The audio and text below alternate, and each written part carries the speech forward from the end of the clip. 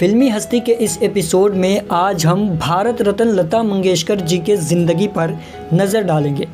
आदाब, मैं ज़िशान शेख और लंथरानी न्यूज़ लाइव में आपका स्वागत है। भारत रत्न लता मंगेशकर भारत की सबसे लोकप्रिय और आदरणीय गायिका हैं, जिनका 6 दशकों का कार्यकाल उपलब्धियों से भरा पड़ा है, जिनकी आवाज़ ने 6 दशकों से भी ज़्यादा संगीत की दुनिया को सुरों से नवाजा है। भारत की स्वर कोकिला लता मंगेशकर ने 36 ज़बानों में 30,000 से ज़्यादा गाने गाए। ज़्यादातर गाने हिंदी व मराठी ज़बानों में हैं। आखिरी फिल्मी गाना उन्होंने 2019 में फिल्म सौगंध के लिए गाया था। उनकी आवाज़ सुनकर कभी किसी की आंखों में आंसू आए तो कभी सीमा पर खड़े जवानों को सहारा मिला। लता जी ने अकेले ही जीवन को परखा, परंतु उन्होंने स्वयं को हमेशा संगीत के लिए समर्पित कर रखा था। लेकिन उनकी पहचान भारतीय सिनेमा में एक पार्श्व गायक के रूप में रही है। अपनी बहन आशा भोसले के साथ लता जी का फिल्मी गायन में सबसे बड़ा योगदान रहा है। कुमारी लता दीनानाथ मंगेशकर का जन्म 28 सितंबर 1929 इंदौर, मध्य प्रदेश में हुआ था, मगर उनकी परवरिश महाराष्ट्र में हुई थी। उनके पिता दीनानाथ मंगेशकर एक कुशल रंगमंचीय गायक थे। दीनानाथ जी ने लता को तब से संगीत सिखाना शुरू किया जब वे 5 साल की थी।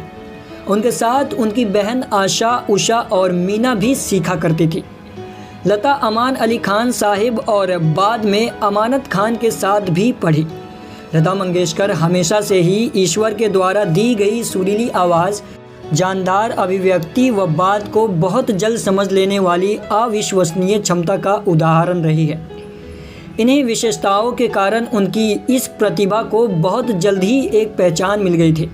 लेकिन 5 वर्ष की छोटी आयु में ही आपको पहली बार एक नाटक में अभिनय करने का अवसर मिला। शुरुआत अवश्य अभिनय से हुई, किंतु आपकी दिलचस्पी तो संगीत में ही थी। वर्ष 1942 में उनके पिता की मौत हो गई। इस दौरान वो केवल 13 वर्ष की थी। नवयुग चित्रपट फिल्म कंपनी के मालिक और इनके पिता के दोस्त मास्टर विनायक ने इनके परिवार को संभाला और लता मंगेशकर को एक सिंगर और अभिनेत्री बनाने में मदद की। सफलता की राह कभी भी आसान नहीं होती है।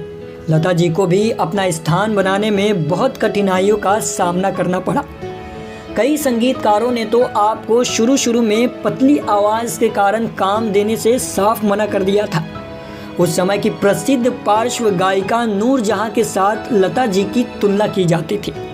लेकिन धीरे धीरे अपनी लगन और प्रतिभा के बल पर आपको काम मिलने लगा। लता जी की अद्भुत कामयाबी ने लता जी को फिल्मी जगत की सबसे मजबूत महिला बना दिया था। लता जी को सर्वाधिक गीत रिकॉर्ड करने का भी गौरव प्राप्त है। फिल्मी गीतों के अतिरिक्त आपने गैर फिल्मी गीत और गज़लें भी बहुत खूबी के साथ गाए हैं। लता जी की प्रतिभा को पहचान मिली सन 1947 में, जब फिल्म आपकी सेवा में उन्हें एक गीत गाने का मौका मिला। इस गीत के बाद तो आपको फिल्मी जगत में एक पहचान मिल गई और एक के बाद एक कई गीत गाने का मौका मिला। इनमें से कुछ प्रसिद्ध गीतों का उल्लेख करना यहाँ अप्रासंगिक न होगा। भारत के जश्न आज़ादी के मौका पर उन्होंने साबिक वज़ीर आज़म पंडित नेहरू के सामने जब मशहूर ज़मानाए गीत ऐ मेरे वतन के लोगों गाया तो पंडित जी की आंखें नम हो गई थी। प्रोग्राम खत्म होने पर उन्होंने देश की इस बेटी को खूब शाबाशी दी।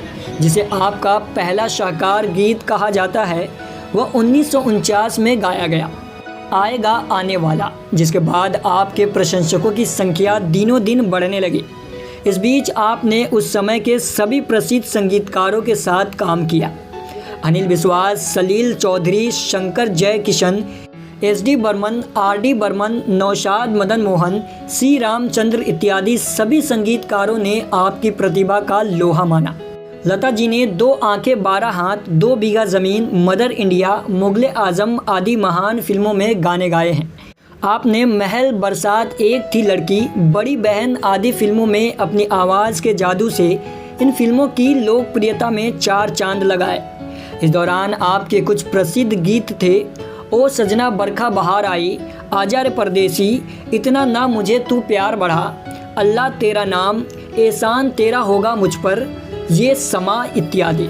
लता मंगेशकर जी को 1969 में पद्म भूषण, 1989 में दादा साहब फाल्के पुरस्कार, 1999 में पद्म भूषण, 2001 में भारत रत्न, इन सब पॉपुलर अवार्ड से सम्मानित किया गया था। 6 फरवरी 2022 को मुंबई स्थित ब्रिच कैंडी हॉस्पिटल में स्वर कोकिला लता मंगेशकर ने 92 साल की उम्र में अपनी आखिरी सांस ली और अंतिम संस्कार मुंबई स्थित शिवाजी पार्क में किया गया। लता जी, आप हमेशा हमारे दिलों में जिंदा रहेंगी।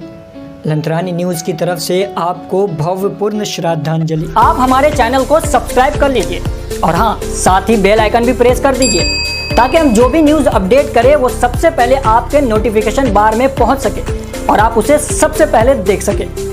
तो देखते रहिए लंथरानी मीडिया हाउस और लंथरानी न्यूज लाइव।